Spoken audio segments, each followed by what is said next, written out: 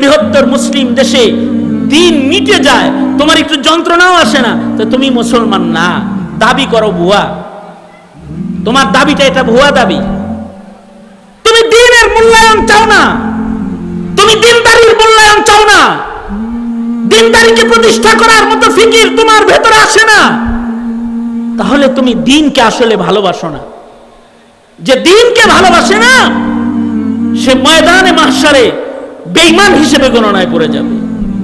এ কারণে কবরের একটা প্রশ্ন এটাও, ওমা দীনুকা, তোমার দ্বীন কি? তুমি তো দল তো চিনো ভালো, খেলার দলটাও চিনো, আর্জেন্টিনাও চিনো, ব্রাজিলও চিনো তুমি, কিন্তু তুমি যে দ্বীন কি, তুমি যে মুসলিম এটা চিনো? যদি তুমি এটা না চিনো তাইলে তুমি কবরে ধরা খাইতেছো। কারণ কবরে তোমাকে আল্লাহ সম্পর্কে, রাসূল সম্পর্কে যেমন জিজ্ঞাসা করা হবে, ওমা দীনুকা, তোমার দ্বীন কি, এটাও তোমাকে জিজ্ঞাসা করা হবে।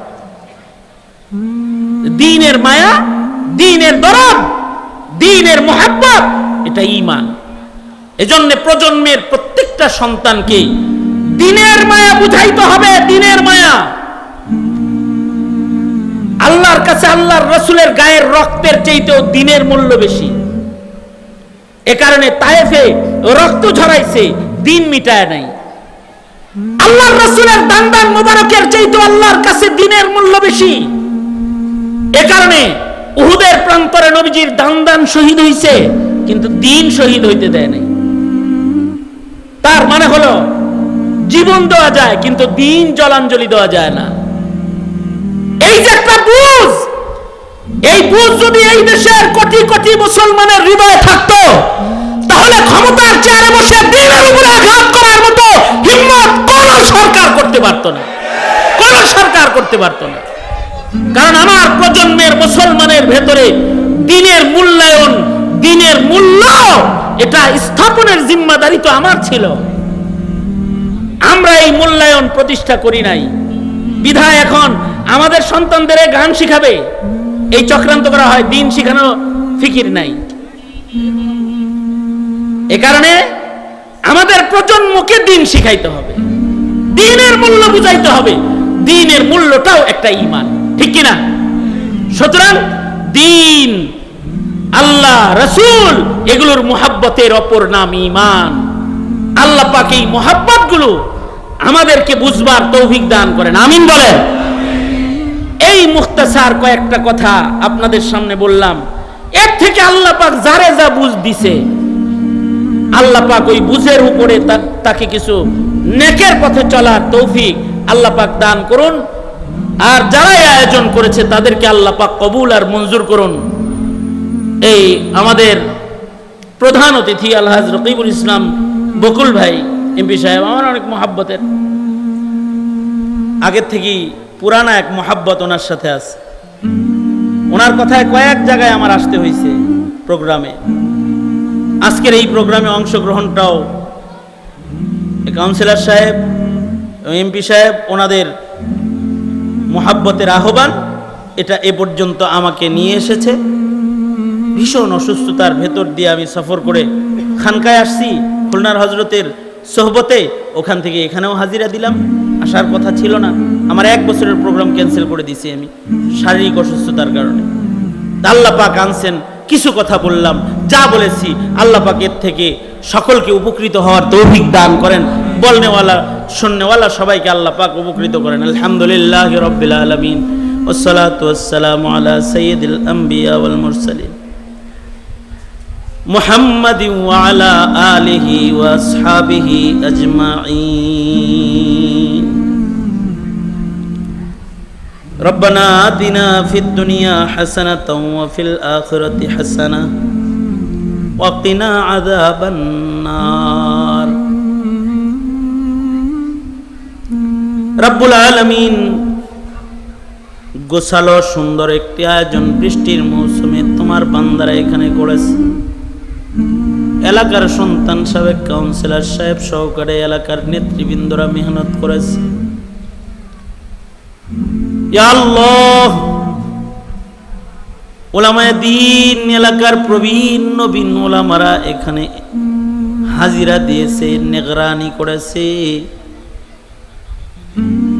রাত 12টা পার হয়ে গেছে, মধ্যরাতে তোমার দরবারে 2টা হাত বাড়ায় ধরেছে। রব্বুল আলামিন, জিন্দেগির যত গুনাহ আমরা করেছি, সকল গুনাহের জন্য তোমার কাছে অনুতপ্ত লজ্জিত হয়ে মাপ চাই।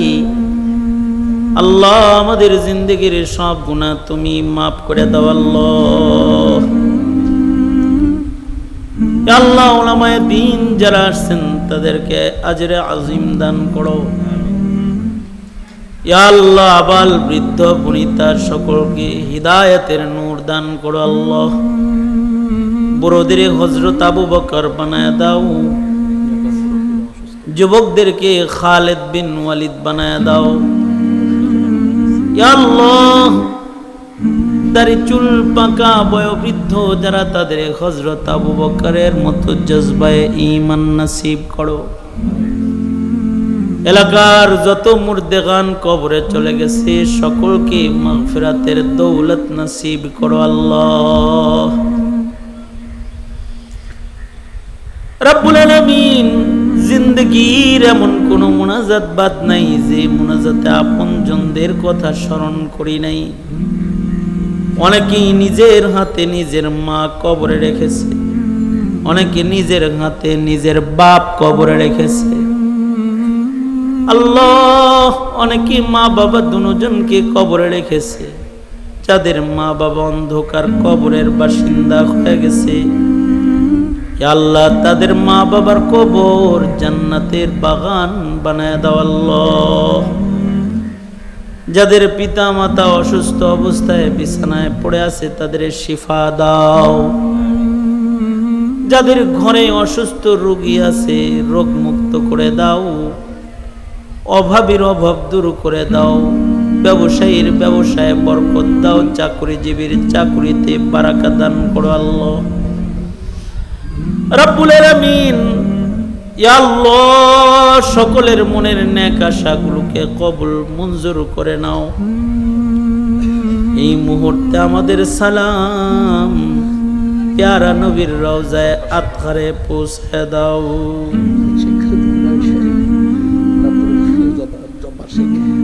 আব্দুল জব্বার সাহেব অসুস্থ, ইয়া আল্লাহ তাকে সুস্থ করে দাও। মরহুম শেখ রুহুল আমিন সাহেব সহকারে যত মরহুমরা কবরে চলে গেছে, ইয়া আল্লাহ তাদেরকে মাগফিরাত দাও। শেখ নুরুল ইসলামকে মাগফিরাত দান করো। লুকমান হোসেন সাহেবকে মাগফিরাত দিয়ে দাও আল্লাহ। আরো যত অসুস্থ রোগীরা হসপিটালে রয়েছে তাদেরকে শিফা দান করো আল্লাহ। মাহফিলের আয়োজন সুলতান সাহেব অসুস্থ, শিফায়ে কামিলা আজিলা নসিব করো আল্লাহ। রব্বুল আলামিন, যত জনায় দোয়া চেয়েছে, যারা দোয়ার হক রাখে, দোয়ার আশা রাখে, সকলার হকে দোয়া কবুল মঞ্জুর করো আল্লাহ। এলাকার নওজওয়ান যারা মাহফিলের জন্য শ্রম দিয়েছে, মেহনত করেছে, ইয়া আল্লাহ এই যুবকদেরকে নেককার 5 ওয়াক্ত নামাজি যুবক বানায় দাও আল্লাহ। ইয়া আল্লাহ, পিতামাতার আদর্শ সন্তান হিসেবে ওদের কবুল মঞ্জুর করে নাও। ইয়া আল্লাহ, কাউন্সিলর সাহেবের মামা অসুস্থ, ইয়া আল্লাহ চিকিৎসাধীন, শিফায়ে কামিলা আজিলা নসিব করো আল্লাহ। রব্বুল আলামিন, এই মুহূর্তে আমাদের সালাম প্যারা নবীর রওজায়ে আতহারে পৌঁছায় দাও। ইয়া আল্লাহ, সকলকে বাইতুল্লাহর জিয়ারত নসিব করে দাও। ইয়া আল্লাহ, ইবাদতের মজা সকলের তুমি দান করো আল্লাহ। গুনার ঘৃণা সকলের দিলের ভেতরে বসায় দাও। আল্লাহুম্মা ইন্না নাসআলুকাল জান্নাতা ওয়া রিযাকা ওয়া নাউযু বিকা মিনান নার। আল্লাহুম্মা আফিনা ফি